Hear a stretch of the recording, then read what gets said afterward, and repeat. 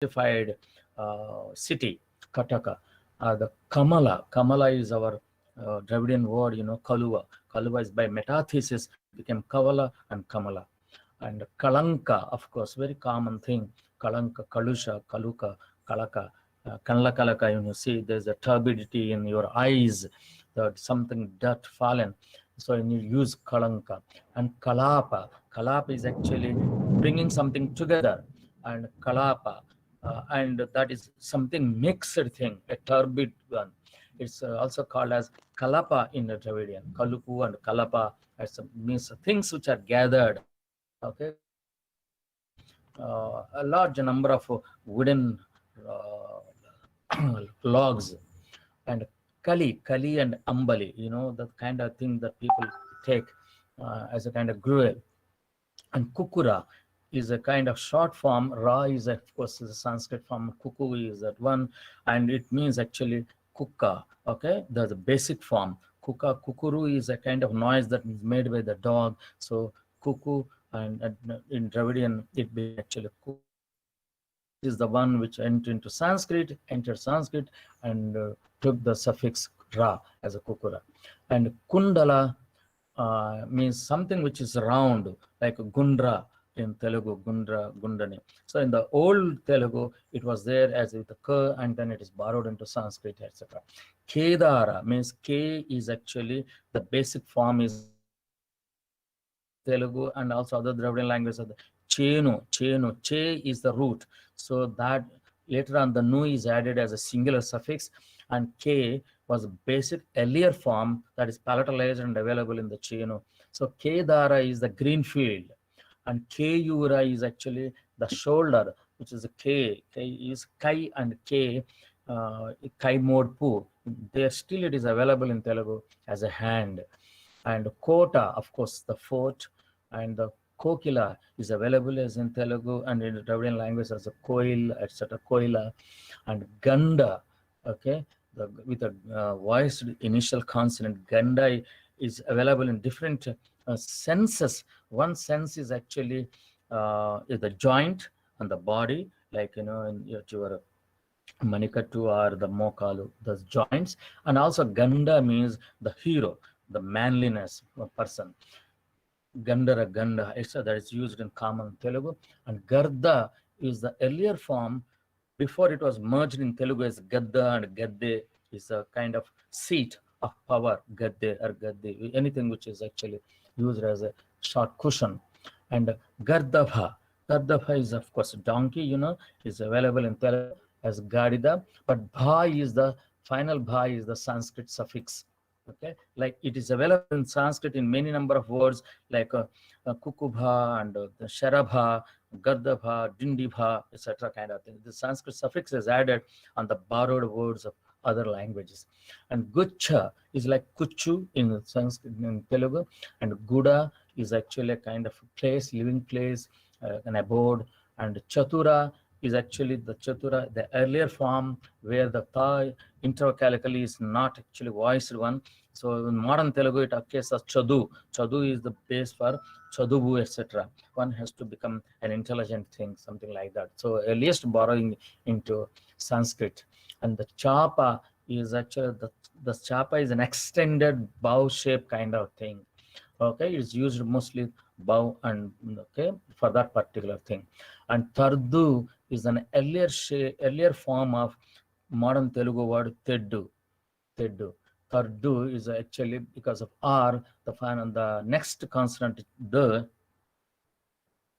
next consonant the became a retroflex, and then the R is actually absorbed into it, and then R and D cluster became double D and came down as. And then Dadru is a Dadurlu, etc. kind of thing. And Dala, of course, a twig. And Patana, of course, it's a Patna, Visakhapatnam, etc. kind of thing. Patha or Patana, this a kind of these two words actually earliest borrowings, very, very early borrowings into Vedic Sanskrit, actually derived from something like Padu, means to sing songs, etc. kind of thing from the Dravidian root. Okay, and Pipilika Puta particularly take this puta. Puta is actually nothing but pipilika is actually ants, and pipilika puta means the ant. So puta is a very common thing, but in Telugu pronunciation is putta, and also found in some other Dravidian languages as with a different thing. But Tamil it is putram, etc. But in Telugu it is putta. So in the in the word final position, the geminate consonant is of course lax, and bhila comes from villu. Villu means the bow. So it is a kind of it became a kind of tribal name in the central India, the bhillus, the tribals. And bhuka was a kind of particularly a container, and mala, of course, garland, and sucha is suchana, that means to point out, to show, to describe.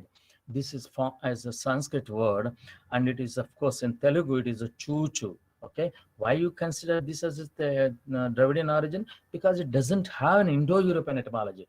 Every Sanskrit word, if it is a native one, every old Indo-Aryan word, if it were a native, they must have Indo-European etymology. Since these things lack Indo-European etymology, we are discussing here. And finally, Hintala. Hintala is actually Ita Chettu. Ita is actually in the old Dravidian, it is Chindi.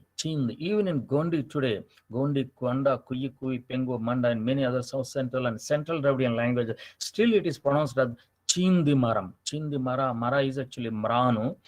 Chindu is actually the earlier form of Hind. So the cha becomes sha, and then Sindhi becomes Hindi, and then Telugu it became Ind or Ita. So Idulu is also the another alternative word used in Telugu to say about the date trees. Okay, Eeta Chetlu, Idulu. So it's a derivative of this kind of thing. But in the earlier Telugu, it's actually this kind of form. It went into Sanskrit, and then H was preserved. It's the only Telugu that has actually gone beyond this H. So finally, we have zero forms here in this case. Like Pasidi, the old form was Pachindi, but Pachu is the green and yellow. And then from that, it became Pasidi or Pasindi. And Pasindi, in the earlier inscriptions in Telugu, occurs as Pahidi or Paidi. And now in modern is available as Paidi, means gold or yellow metal. So considering these examples of Sanskrit loans from Dravidian, it is not an easy task to say any one Dravidian language as the source of these Dravidian loans in Vedic Sanskrit. So people were of the opinion that, looking at some of these things, what I have shown as exemplary cases, but there are hundreds of them, right? Can we show really that, can we point out any particular Dravidian language as the source of these? Certainly, of course, it's not an easy task to show and point out a Dravidian. So for Burrow, he thought that it's not an easy task to say any one Dravidian language, modern Dravidian language, as the source of these Dravidian loans in Vedic Sanskrit. However, of course, based on certain criteria, we may point out in a high probability a certain Dravidian language as the source rather than any other. So it is not totally ruled out that we can point out a certain Dravidian language as the major source. I don't say that for all the vocabulary of these 700 or 1000 words of Dravidian origin are derived from the Telugu. But Telugu may have been the major source of these vocabulary in Sanskrit or in the Vedic Sanskrit. Why? Okay, I'll present a little more evidence. In order to identify the source language, the following points must be kept in mind. The concerned loan word should share similarities in phonological form. Phonological form means in the sound form. Both the Telugu word, either in the ancient Telugu, the inscription of Telugu, or the modern Telugu, one of these Telugu variants must have identity with the Sanskrit sound or the Sanskrit form. So, and also both in the meaning and that's the shape. So if such is established, then we can say the concerned Dravidian language is the source language. So the loan word should have similarities both in the phonological form and the meaning. Okay. Next, the presence of a specific shared phonological and semantic characteristic. Not only the phonological thing, but also a specific shared phonological and semantic characteristic. Either the specific meaning, which is found in Telugu, must also be found in Sanskrit, or also sometimes specific phonological shape that is found in Telugu is also found in the Sanskrit word, which is actually considered to be the Dravidian origin. So in such case, we can say this must have come from or contributed by the Telugu. Right. Now, though there exist some Dravidian languages in the vicinity, the then contact area, Telugu is the only major literary Dravidian language of that time. So today we have four major Dravidian literary languages. All of them are in the south, okay, in extreme south as well as in the middle of Dakshinapatha. Okay, now which of these languages are the most suitable forms to have spent a longer years with the Indo-Aryan speech communities? So Telugu is the most probable speech community, which must have been in contact for thousands of years with the Indo-Aryan speakers. And also, there is another thing. Telugu provides, only Telugu provides among all the Dravidian languages the recorded memories that point to the southward migration from the north. So in the Aitareya Brahmana, is actually a later Vedic text. In the later Vedic text, it is mentioned that the Andhras were asked to move south by the Vishwamitra for various reasons. He said, okay, there is a Sunashepa story where the Vishwamitra offers kind of asylum to one person, one individual who was about to be given sacrifice to Indra. Now, Indra wanted that boy to be sacrificed, but that Vishwamitra says, no, he shall not be sacrificed because he take my refuse. So I give him protection. You cannot take him anymore. So then Vishwamitra asks, he should be considered as one of the sons of mine. And since you are also my sons, you accept him as one of your brothers. Then 50 brothers of elder brothers didn't accept. 50 younger brothers accepted Sonashepa as one of his brothers, one of their brothers. Then this Vishwamitra divorced these 500 eldest sons to leave Aryavarta to go to south and then live there. So that means he has actually asked them, you go and then go to the south and then establish yourselves. Don't live on my property, on the northern region. So that is how actually there is this kind of Andhra migration available as a kind of recorded memory in the Indian literature, but no other Dravidian language have this kind of memory. So this tells us we were actually living in the vicinity of the Indo-Aryan language speakers. Sometimes the existing dissimilarities between the loan word in the Sanskrit and the word in the Dravidian Dravidian language may have to be considered differently. For example, if you compare the old ancient Sanskrit word and if you compare the modern Telugu word, they might look different. But if you take the old Telugu word, yes, you can come across actually the identity. So you have to actually see what has happened in the Telugu today.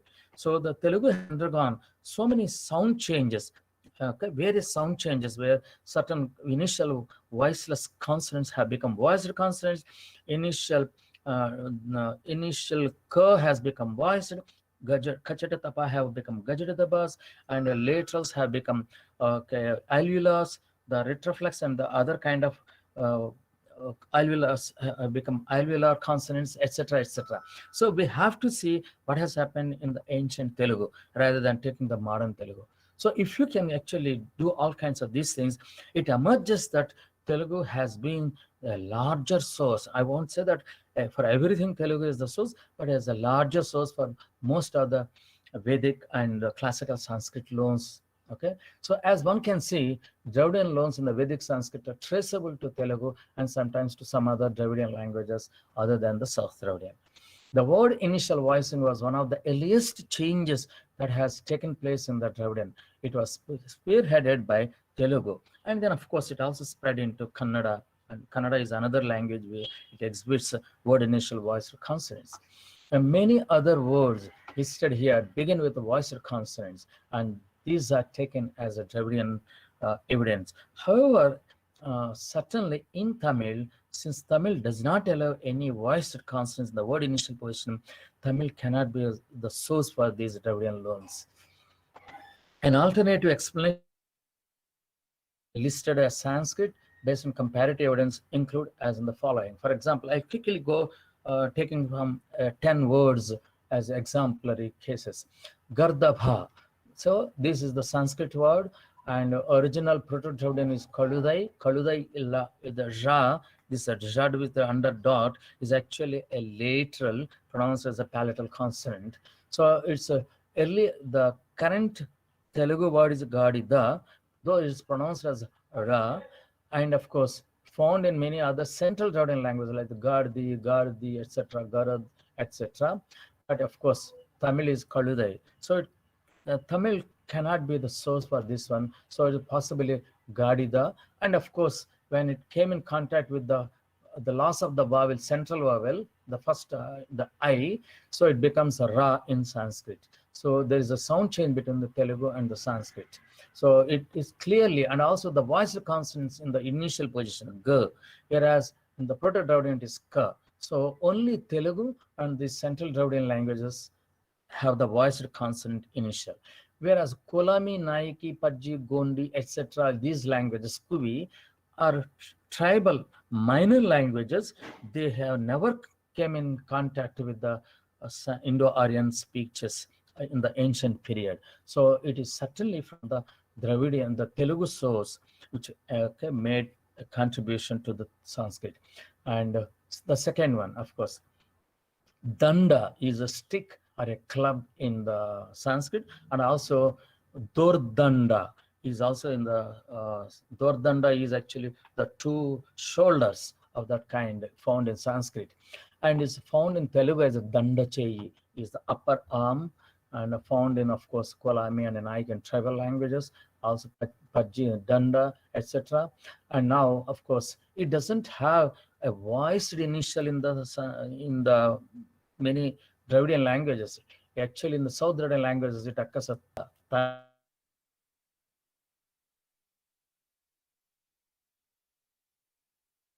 Telugu is the source for this Sanskrit word. So Danda is actually is contributed to Sanskrit from Telugu. So comments in view of the fact that Tamil doesn't have a cognate, it cannot be the source. So only thing is Telugu is the source for these words. And alternatively, many other kind of comments. I would not go here, and I'll go to Ganda.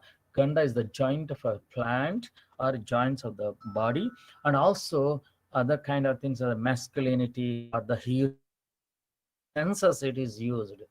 So are probably a polysemous word.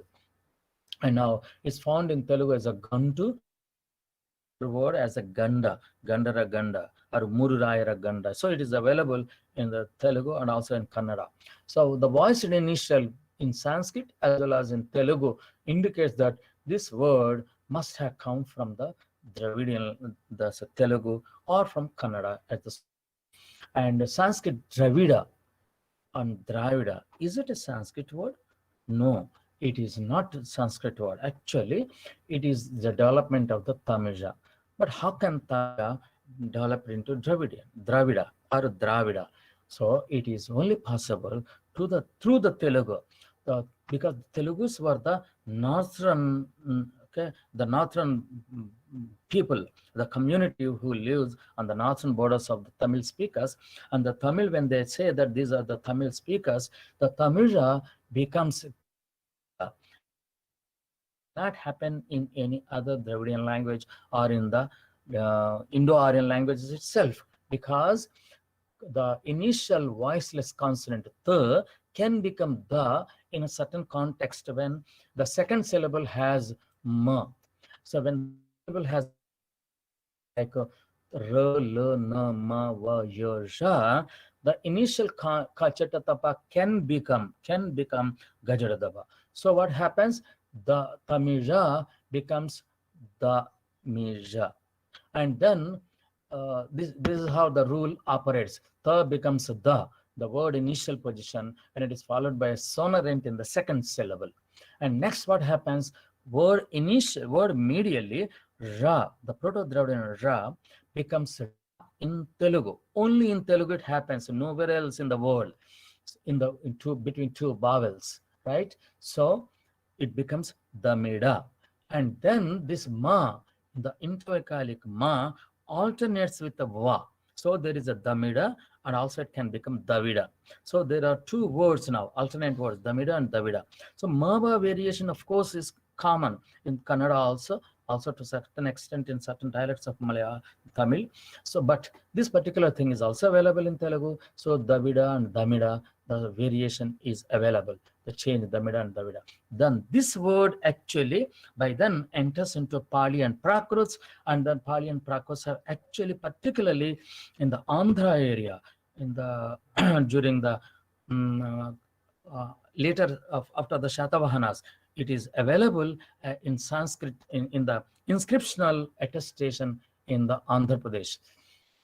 So this is a regular sound change, the hypercorrection. Then the damida or the davida, now by hypercorrection, means after Sanskritization in Telugu, becomes Dravida.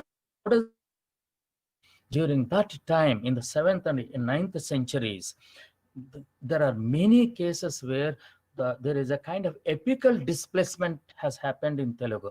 Epical displacement means in the second syllable, if you have ro, lo, na, ma, yu, va, these things have come into the initial position. So Telugu has developed tra, dra, kra, pra, mra, like a tragu from taja, prata from paja, kragu, kaja, kra.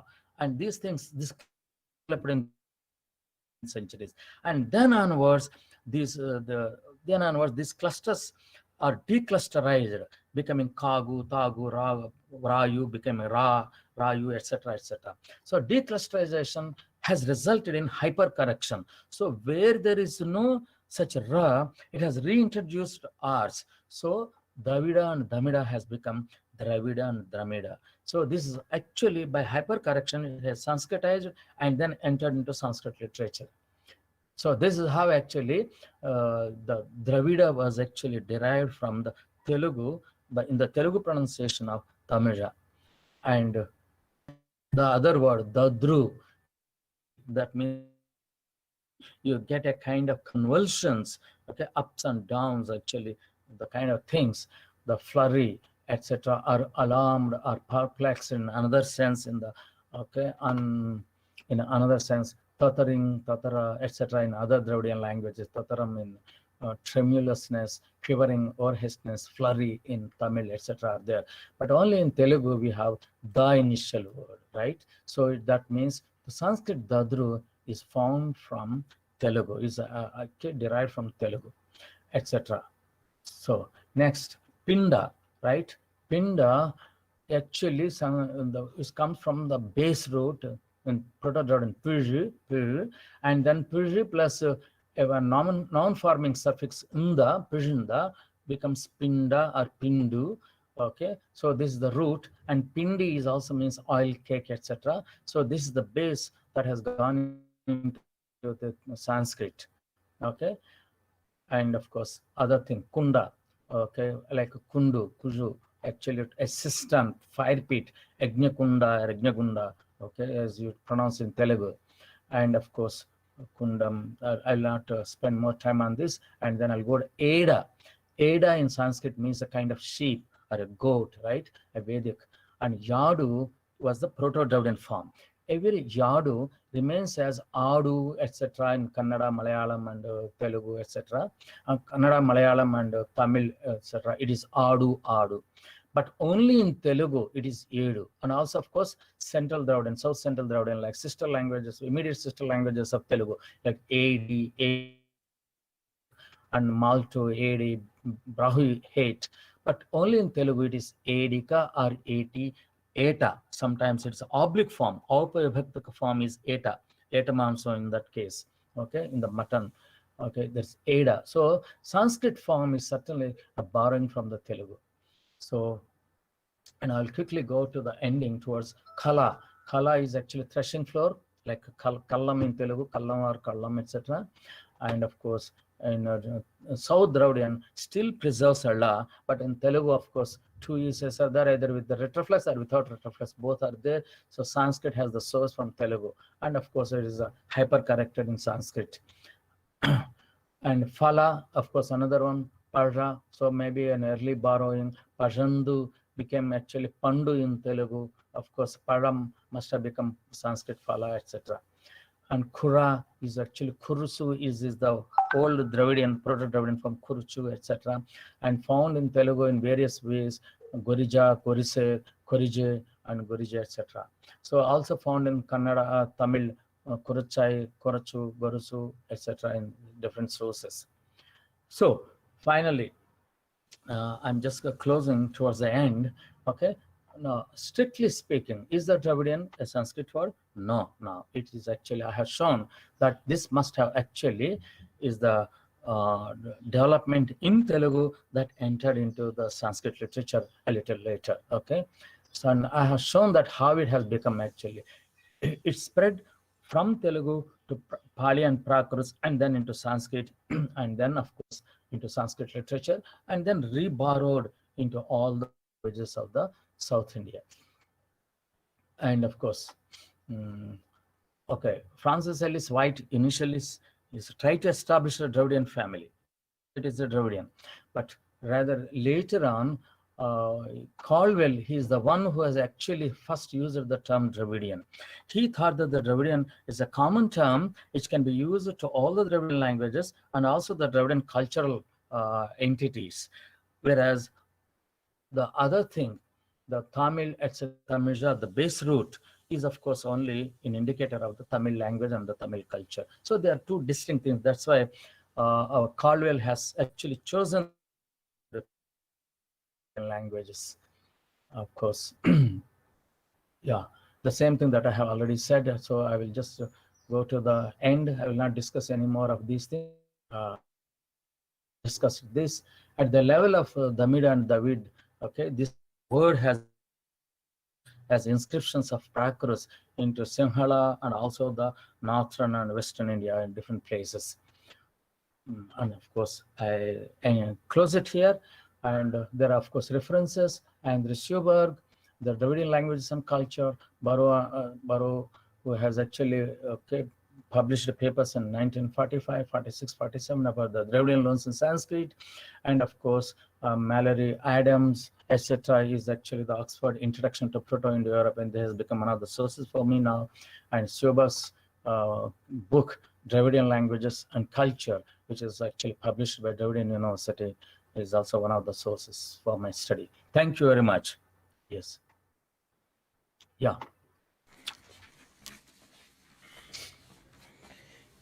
Yeah, I have closed it. Yes. Thank you very much, Professor. Yes. Hello, Ambedkar. Thank you very much, Professor. It's really quite enlightening. An exponential speech.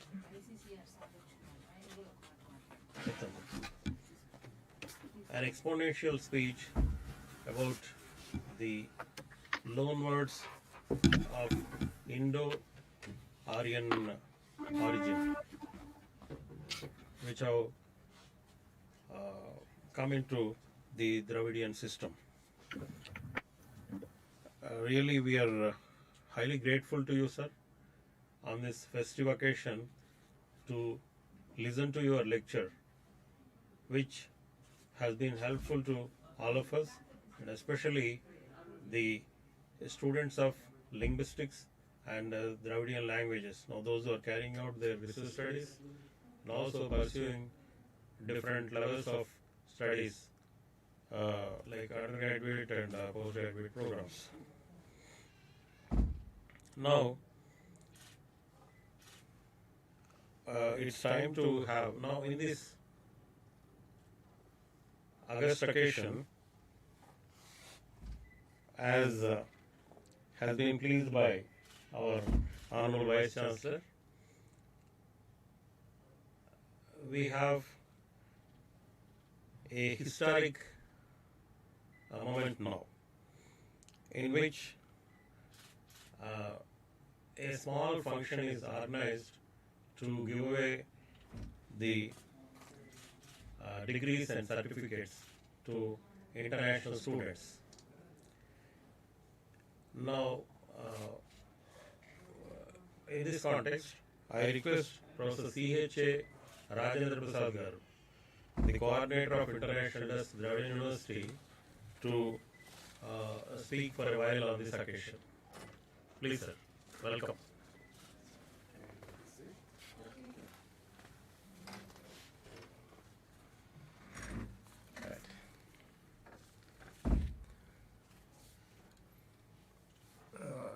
Respected President of the meeting, Professor Srinivas Kumar Garu, Honorable Vice Chancellor Madam Anuradha, and respected Registrar Professor Sushila Madam. As the President has already made a comment, this is really a historic occasion, and that historic occasion is awarding master's degrees to the outgoing batch of international students. So, with the permission of the Vice Chancellor, first let me receive the degrees from the Controller of Exams, and we will start the ceremony. May I request the Controller of Exams?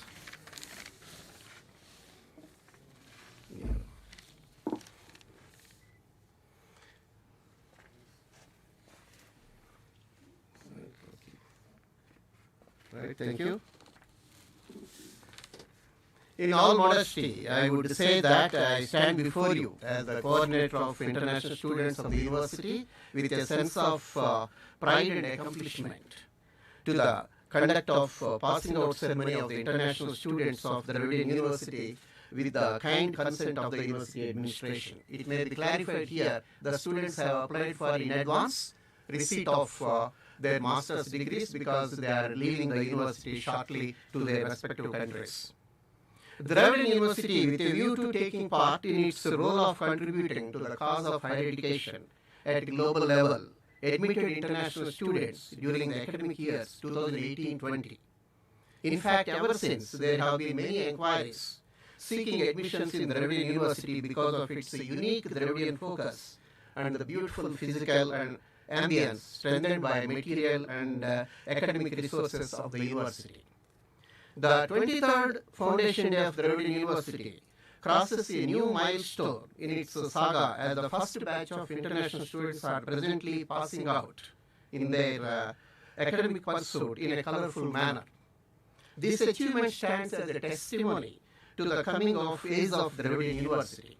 During the academic period 2018-20, in Dravidian University, 3 international students, 2 hailing from Burundi and Indonesia, have pursued and successfully completed their masters in English. And a student from Guyana has pursued and completed masters in computer science, sponsored by Indian Council for Cultural Relations, Government of India. So with this small backdrop, let me go ahead and complete or initiate the process of ceremony rather. And now I request the Honorable Vice Chancellor, Professor T. Anuradha Madam, may I ask Mr. Rhino Setrisman to come here and receive. Please come here.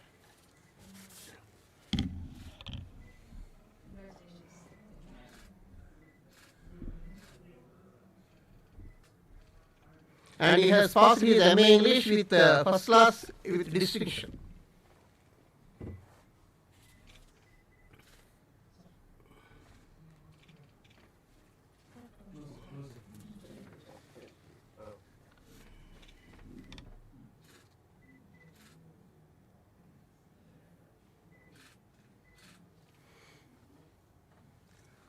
Thank you, Mr. Reno. Good wishes, Mr. Rhino. God bless you. Now, I may request the Vice Chancellor Mr. Eliphas.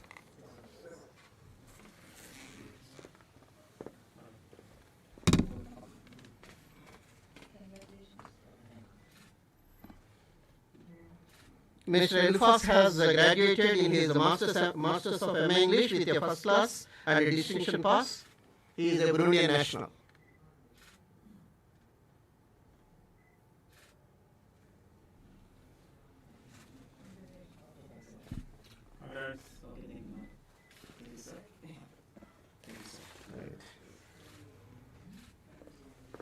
Now, I would also request the Vice Chancellor, Madam, to give away Master of Science degree to Mr. Troy Ismond. May I request Troy Ismond? Yeah.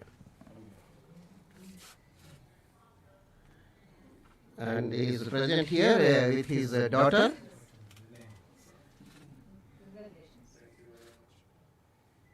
Mr. Nicholas Troy Ismond has received his MSc Computer Science with first class and distinction.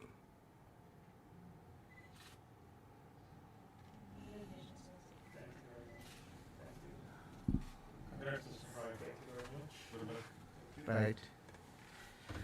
Fine. Right. Thank you. Please be seated. Yeah. I would thank. I would use this opportunity to thank all the officers and the personnel concerned for their contribution to the successful passing out of the first batch of international students. Thank you very much.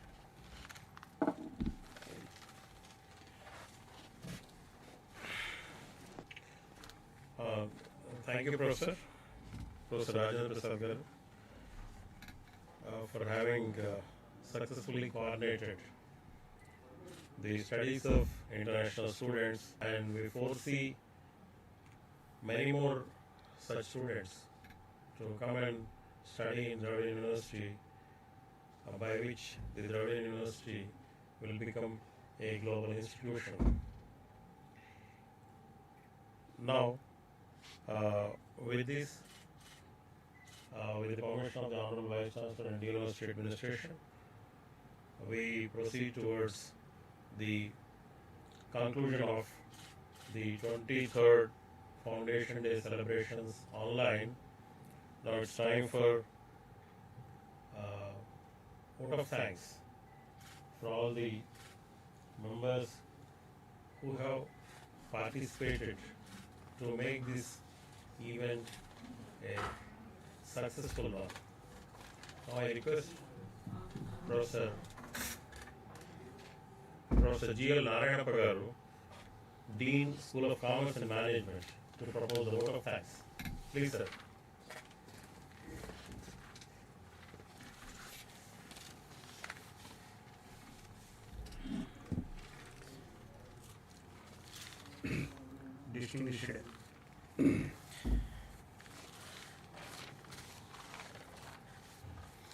Distinguished Special Invitee Dr. S. Chalapa garu, esteemed Vice Chancellor Professor T. Anuradha Madam garu,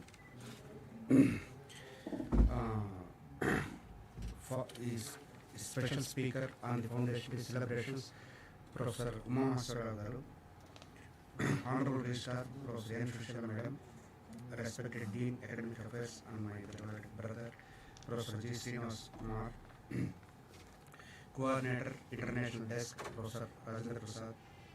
A very fine morning to all of you. Today, little confusion writing. Okay. A fine morning to all of you. Today, Dravidian University is celebrating 23rd Annual Day celebrations on this day, and on behalf of Dravidian University, I would like to express my sincere thanks to Dr. S. Chalapa, Special Invitee, and Professor G. Mahaswara for their immediate acceptance and concern towards Dravidian University for their virtual participation into the Annual Day celebrations of Dravidian University. My sincere and heartfelt thanks goes to our beloved Vice Chancellor, Professor T. Anuradha Madam, and esteemed Registrar, Professor N. Shushila, and learned Dean, Professor Srinivas Kumar, for their inspiring and untiring encouragement for successful conduct of this Annual Day celebrations. Thank you, Madam. Thank you, sir. and I owe a great deal to my beloved friend and colleague Professor C.H. Rajendra Prasad, Coordinator, International Desk, for introducing the foreign students passing out batch to these annual day celebrations and gathering and getting international fame to the Dravidian University. Thank you very much, Professor. My warmest personal thanks are due to Engineering Department for making special arrangements for this Foundation Day celebrations. Thank you very much, sir, for your team and you. Finally, I thank all the teaching and non-teaching staff for their participation, especially the team of Linguistics Department for their inspiring and untiring efforts for being organizing these annual day celebrations. For the technical committee who has supported all technical material to this annual day celebrations function. Dr. Durga. And finally, thanks to Dr. Durga Praveen, Professor Satyavani Madam, Professor Venkatesh, Dr. Sri Kumar, Dr. Rajeshwar Reddy, and other colleagues who have contributed more to this annual day celebrations, and other technical persons. And kindly excuse me if I forget anything who have already contributed to this annual day function. Thank you and all. Thank you very much.